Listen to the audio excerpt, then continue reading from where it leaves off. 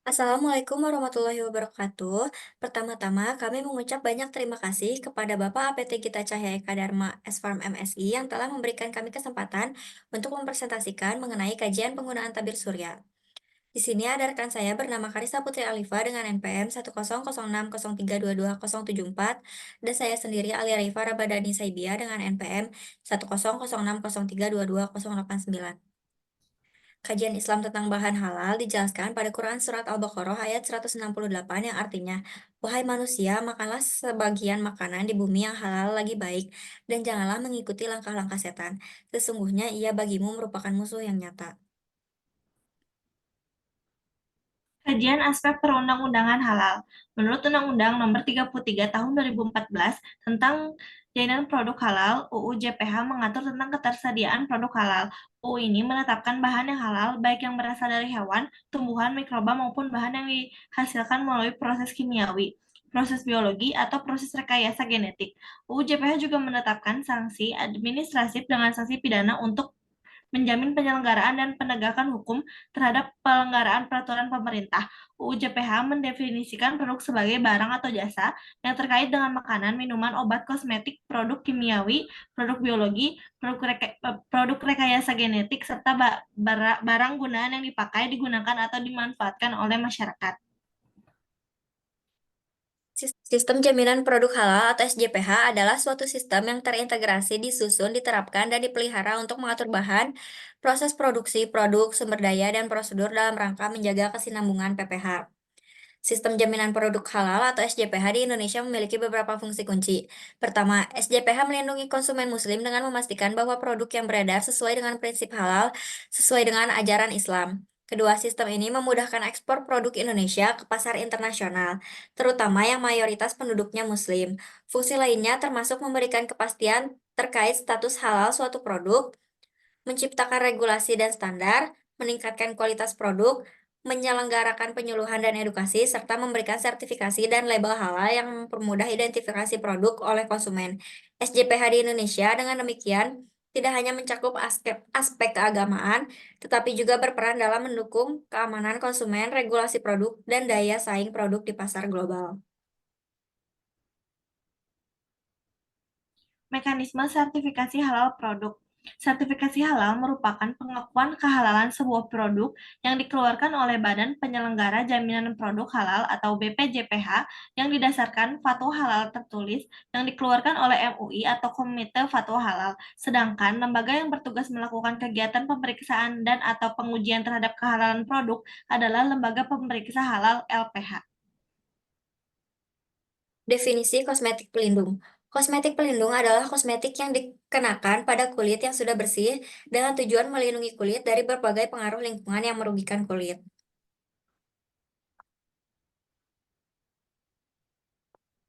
Definisi produk sunscreen. Sunscreen, juga sunblock atau sun lotion, adalah produk skincare yang membantu melindungi kulit dari sinar UV matahari. Produk ini melindungi kulit dari kerusakan seperti terbakar sinar matahari, keriput, dan hiperpigmentasi, dan juga dapat menurunkan resiko kanker kulit. Jenis-jenis sinar UV. Yang pertama ada UVA. UVA dengan panjang gelombang di antara 320 sampai 400 nm. Semua sinar UVA diemisikan ke bumi. UVB UVB memiliki panjang gelombang 290 hingga 320 nm. Sinar UVB sebagian diemisikan ke bumi, terutama yang panjang gelombangnya mendekati UVA. UVC panjang gelombangnya 10 hingga 290 nm. Sinar UVC tidak dapat diemisikan ke bumi karena diserap lapisan ozon di atmosfer bumi. Macam-macam sunscreen. Yang pertama, sunscreen fisik, yaitu memantulkan radiasi sinar UVA, UVB, sinar tampak, dan kemampuannya berdasarkan bisa menembus lapisan dermis hingga subkutan atau hipodermis. Contohnya, titanium dioksida, magnesium silikat, zinc oksida, dan kaolin. Yang kedua, sunscreen kimia, yaitu mengabsorpsi radiasi sinar ultraviolet lalu mengubahnya menjadi bentuk energi panas. Kelompok ini dapat mengabsorpsi hampir 95% radiasi sinar UVB dan dapat menyebabkan sunburn. Contohnya, PABA, benzophenone, salisilat andoktil avobenzon. Mekanisme kerja sunscreen yang pertama ada penyerapan atau absorpsi, yang kedua ada dispersi energi, yang ketiga ada pemantulan, yang keempat ada reaksi kimia.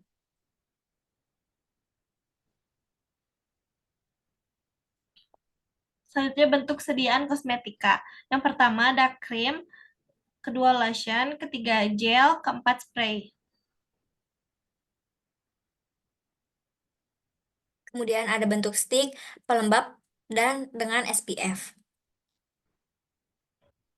Selanjutnya ada bahan aktif yang biasanya terkandung dalam sunscreen. Yang pertama ada oksinoksat, yang kedua ada avobenzone, yang ketiga ada zinc oxide, yang keempat ada titanium dioxide, yang kelima ada octocrylen, yang keenam ada ensolizol.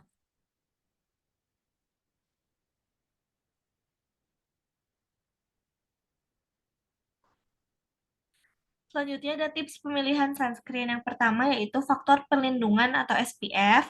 Pilih sunscreen dengan SPF yang sesuai. Kemudian ada sesuaikan dengan jenis kulit. Pilih formula yang sesuai. Kulit kering mungkin memerlukan formula lembab, sementara kulit berminyak akan nyaman dengan formula ringan atau gel. Yang ketiga ada pemilihan sesuai kegiatan dan lingkungan. Pertimbangkan kegiatan dan lingkungan Anda. Selanjutnya ada peraturan dan standar. Di Amerika Serikat, FDA bertanggung jawab untuk mengatur produk sunscreen. Yang pertama ada label dan testing.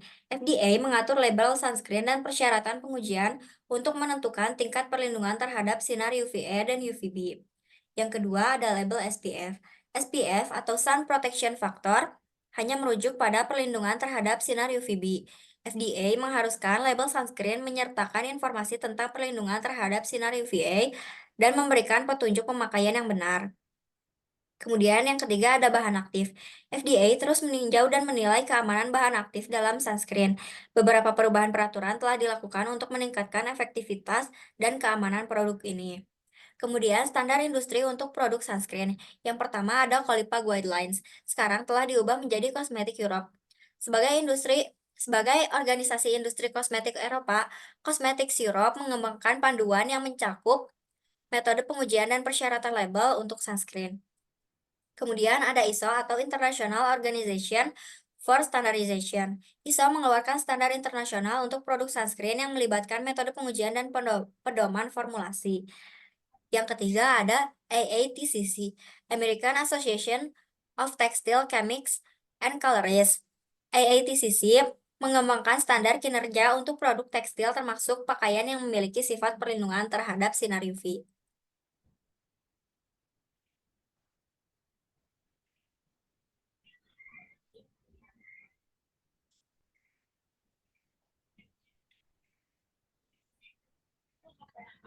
Selanjutnya ada aspek bahan kajian.